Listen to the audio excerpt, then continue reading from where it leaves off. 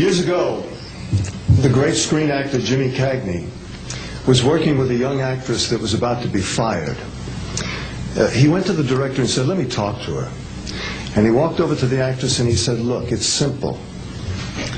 You walk in the room, you plant your feet, look me in the eye, and tell the truth."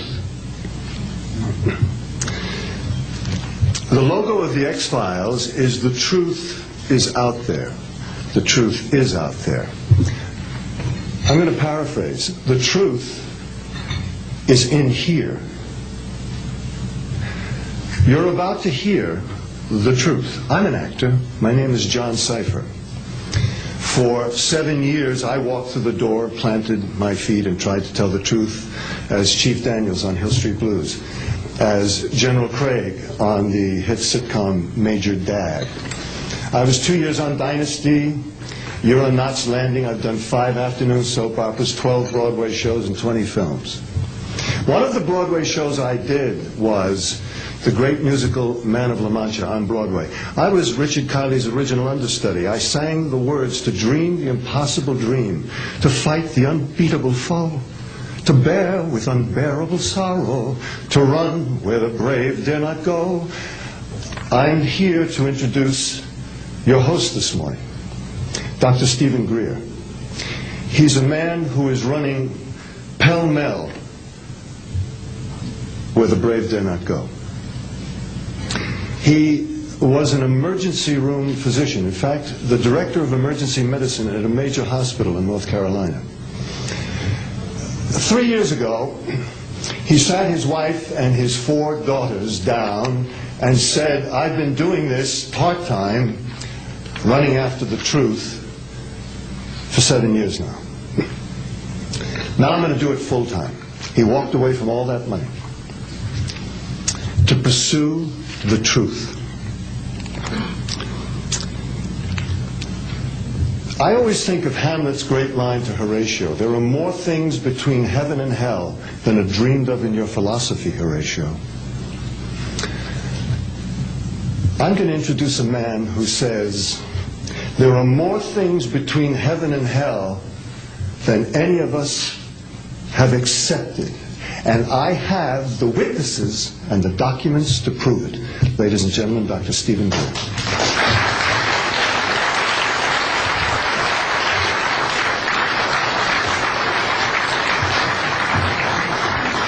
Thank you very much, John. Members of the press, the American public, and people of the world.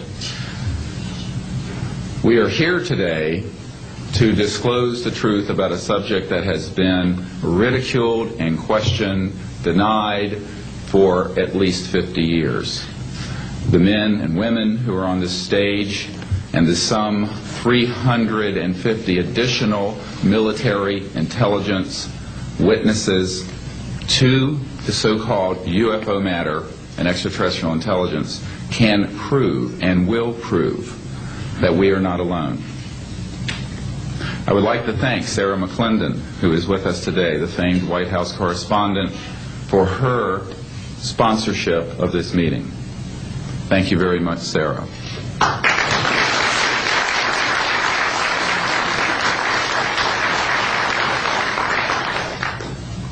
In 1993, a group of military advisors to this project and I met out in the countryside in Virginia. And we decided that it was time for civilians, military, intelligence, and other people to come together to disclose the truth about the subject which is called UFOs. Since that time, I have personally briefed a sitting director of Central Intelligence, James Woolsey, President Clinton's first CIA director.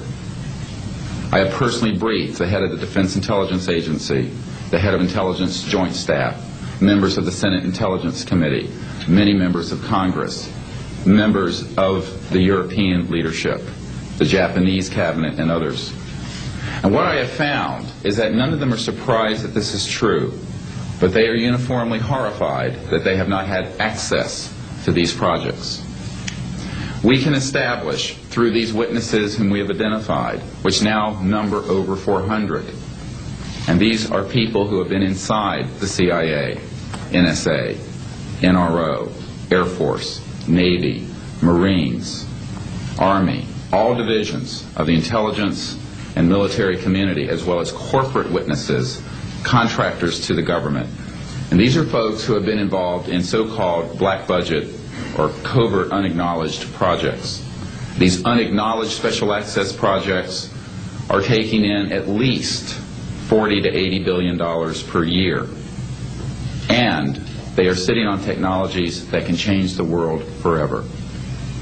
The reason we are coming forward now is that we are asking for the U.S. Congress and for President Bush to move towards an official inquiry and disclosure on this subject.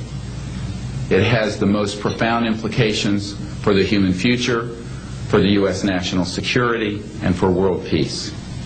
Specifically, technologies connected to UFO and extraterrestrial vehicles, if declassified and used for peaceful energy generation and propulsion, would solve the looming energy crisis definitively, would end global warming, would correct the environmental challenges that the Earth is facing.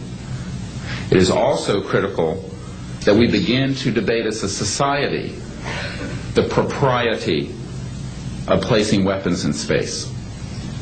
If indeed, as we can prove, it is true that we are not alone and that space is territory which we are sharing with other civilizations, it could be a very imprudent, destabilizing thing to place weapons in space.